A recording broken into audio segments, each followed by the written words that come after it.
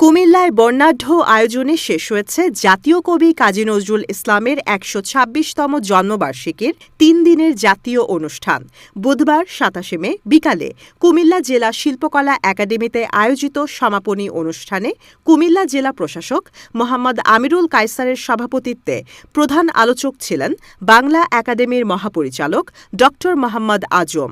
অনুষ্ঠানে আলোচক ছিলেন নজরুল গবেষক শান্তিরঞ্জন ভৌমিক।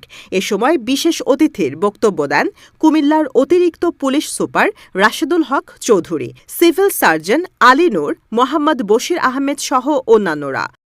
অনুষ্ঠানে প্রধান আলোচক বলেন, যখনই আন্দোলন সংগ্রাম বিপ্লব বিদ্রোহ হয় তখনই সকল আন্দোলন সংগ্রামে নিপীড়িত মানুষের অধিকার আদায় কবি নজরুলের গান কবিতা অনুপ্রেরণা উৎসাহসহ প্রতিবাদী ভাষা হয়ে ওঠে।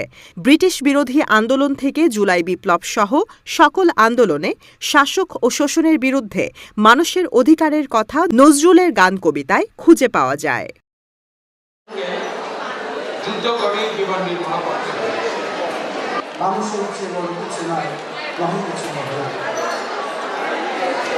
বসে নজরুল বিদ্রোহ করেছে, আনন্দময়ীর আগমনে লেখার কারণে তাকে জেলে যেতে হয়েছে। তোমরা তো